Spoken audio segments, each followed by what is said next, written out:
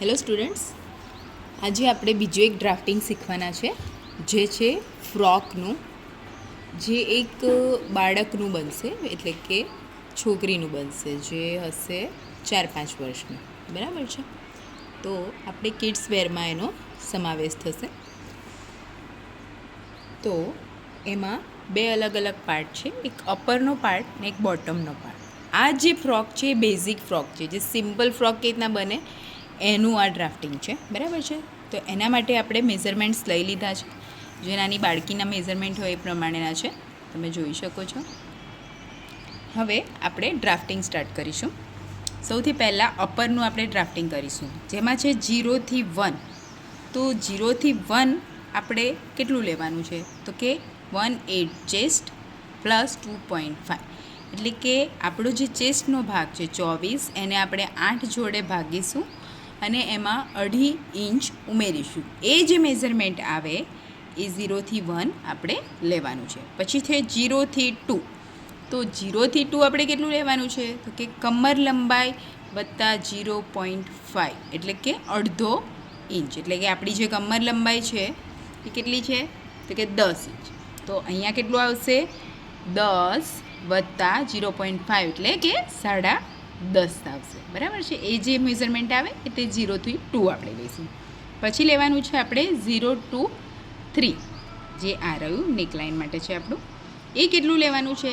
તો કે આપણી જે ચેસ્ટનો ભાગ છે એને 12 જોડે ભાગીશું, જે મેઝરમેન્ટ આવે તે લેવાનું છે, અથવા તો ઈચ્છા મુજબ તમારે જે લેવું હોય, જેટલી પહોળાઈ લેવી હોય એટલી તમે લઈ શકતા હો છો.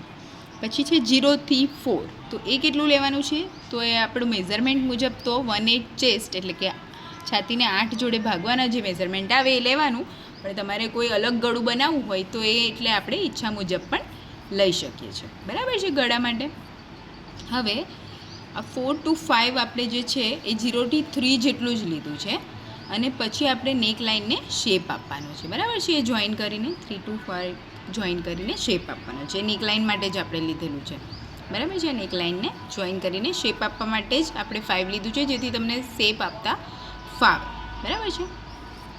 પછી છે 0 થી 6. તો 0 થી 6 આપણે કેટલું લેવાનું છે? તો આપણું જે શોલ્ડર છે, શોલ્ડરનો માપ આપણો કેટલો છે એ જોઈશું. 10 છે. તો એને આપણે 1/2, એટલે કે એનું અડધું કરીશું ને એમાં 0.5 ઉમેરીશું. જે મેઝરમેન્ટ આવે એ આપણે 0 થી 6 લેવાનું છે. એ પછી આપણે 6 to 7, અહીંયા એક આવી રીતના ચોરસ દોરી દઈશું આપણે. પછી આપણે શું કરવાનું છે?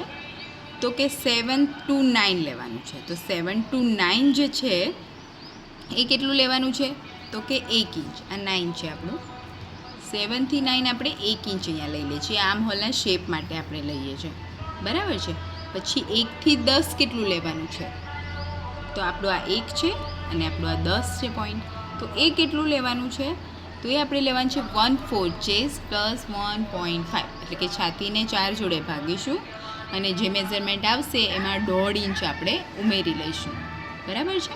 પછી આપણે એને શેપ આપી દેવાનું છે આર્મ હોલને. જે આપણે મેઝરમેન્ટ અહીંયા લીધું હતું એ ફ્રન્ટનો આપણો આર્મ હોલ બનશે. 8, 9, 10 જોડીશું એટલે આપણો ફ્રન્ટનો આર્મ હોલ બની જશે. બરાબર છે? આર્મ હોલ માટે. પછી 10 થી 11 આપણે નીચે અહીંયા આગળ આપણે શું કરવાનું છે? સ્ક્વેર દોરવાનું છે. પછી 11 થી 12 લેવાનું છે. તો 11 અને આપણું આ 12, એ કેટલું લેવાનું છે? તો એ લેવાનું છે આપણે 1/2 ઇંચ. અંદર આપણે 1/2 ઇંચ જેવા ખસીશું. બરાબર છે? પછી 10 અને 12ને આપણે જોઈન્ટ કરી લઈશું. 10 અને 12ને જોઈન્ટ કરી લઈશું. એના પછી શું કરવાનું છે? તો 2 to 13 લેવાનું છે. એટલે કે આ જે છે આપણું 2 to 13 જે છે એ આપણે કેટલું લેવાનું છે? તો કે 0.5. એ આપણે શેના માટે લઈએ છીએ? આ નીચે, કે જ્યારે આપણે આવું કોઈ જે બે ભાગમાં અપર લોવરમાં બનાવીએ ત્યારે અહીંયાથી જે છે, જ્યારે તમે જોઈન્ટ કરશો, ગારમેન્ટ જ્યારે પહેરવામાં આવે તો અહીંયાથી થોડું ઊંચું થઈ જાય ફ્રન્ટમાંથી. એટલે આપણે શેપ માટે આ 0.5 ઇંચીસ આપણે નીચે ખસીએ છે. બરાબર છે? અને પછી આપણે 11 થી 13ને જોઈન્ટ કરી લેવાનું છે. 11 થી આ 13 જે આવે એને આપણે જોઈન્ટ કરી લઈશું. ઓકે? હવે આગળ શું કરવાનું છે તો કે છે 13 થી 14 લેવાનું છે આપણે.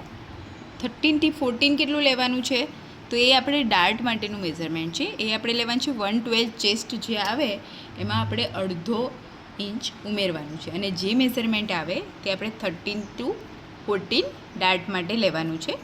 અને એ ડાર્ટ કેટલો લેવાનો છે આપણે તો કે 1 સેન્ટીમીટર પહોળો લેવાનો છે અને એને લંબાઈ કેટલી રાખવાની છે તો કે આ જે લંબાઈ છે એ રાખવાની છે 3 ઇંચ. ઓકે, એ પ્રમાણે થશે. હવે આપણું જે છે બેક માટેનું નેકલાઇન કેવી રીતના લેવાનું છે એ જોવાનું છે. તો 0 to 15 આપણું જે છે એ આપણે લેવાનું છે 1.5 ઇંચ. આપણું બેકનું છે એટલે આપણે એટલું લઈશું. તમારે કોઈ એમાં પેટર્ન કરવી હોય કે કંઈ કરવું હોય તો એ અલગ પછી તમે કરી શકતા હો છો, બરાબર છે. પછી 15 to 16 જે છે એ આપણે સેમ એઝ 0 to 3 જેટલું છે એ લઈ લેવાનું છે અને પછી એને આપણે નેક લાઇનનો શેપ આપી દેવાનો છે. 3 to આ 15 જોડીને આપણું આ બેકનું નેક લાઇન બની જશે, બરાબર છે. અને આર્મહોલ માટે આપણે આ રીતે આર્મહોલનો શેપ આપીએ છીએ. અહીંયા જે પોઈન્ટ છે 17 પોઈન્ટ એ આપણે અહીંયા શેપ આપતા એ પોઈન્ટ આપણો આવશે. એટલે કે આ બેકનું નેકલાઇન આપણું બને છે, બેકનું આપણું આર્મહોલ બને છે અને આ જે છે આર્મહોલ એ આપણું ફ્રન્ટનું છે. જે ડીપનું છે એ ફ્રન્ટનું છે, જે આ બહારથી છે થોડું એ આપણું બેકનું આર્મહોલ છે, બરાબર છે. એટલે આપણું આ અપરનું ડ્રાફ્ટિંગ ઓકે થઈ ગયું. હવે આપણે આ બોટમનું ડ્રાફ્ટિંગ કેવી રીતના કરવાનું છે એ જોઈશું.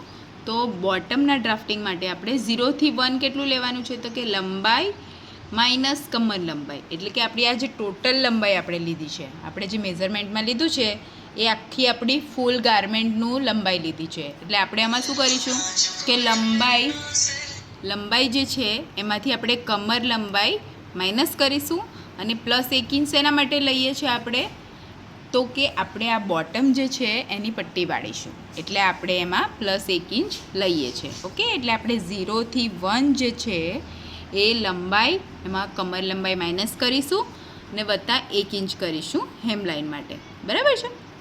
હવે 0 થી 2 તો કે 0 થી આ 2 આપણે કેટલું લેવાનું છે તો 0 થી 2 આપણે લેવાનું છે 1/2 ચેસ્ટ. એટલે કે આપણે ચેસ્ટનો હાફ ભાગ થાય એમાં આપણે 1/4 ઉમેરીશું, બરાબર છે. એટલું આપણે આ બોટમ માટે લેવાનું છે 0 થી 2માં, બરાબર છે. પછી શું કરવાનું છે તો કે 1 2 3. હવે 1 2 3 જે છે એ સેમ 0 થી 2 જેટલું થશે. 1 2 3 પણ બરાબર, જેટલું 0 2 આવ્યું એટલું જ આપણે 1 2 3 લઈ લેવાનું છે. ઓકે, પછી શું કરવાનું છે કે જોઈન 2 2 3. હવે 2 2 3 ને આપણે જોઈન કરી દઈશું અને પછી આપણે 3 2 4 લેવાનું છે. 3 2 4 આપણે કેટલું લેવાનું છે કે 3/4 એટલે કે આપણું 0.75 થાય, બરાબર છે. 3/4 એટલે 0.75 એટલે કે 1 ઇંચમાં 0.25 ઓછું થાય એટલે 0.75 ને આવી રીતના કરો તો 3/4 કહેવાય એને, બરાબર છે. તો આપણે 3 2 4 એટલું લેવાનું છે. પછી આપણે 1 2 4 ને એટલે કે અહીંયા આપણે એનું બેક હેમલાઇનનું શેપ આપી દઈશું 1 4 ને આવી રીતના જોઈન્ટ કરીને, બરાબર છે. પછી 2 2 5 લેવાનું છે. તો 2 2 આ 5 આપણું એ કેટલું લેવાનું છે તો કે છે 1 ઇંચ અને પછી 5 to 4 ને આપણે જોઈન કરી દઈશું. એટલે કે આ 5 છે અને આ 4 છે એને આવી રીતના આપણે જોઈન કરી દઈશું, બરાબર છે. તો આપણું આ આખું ફ્રોકનું ડ્રાફ્ટિંગ ઓકે છે, ઠીક છે.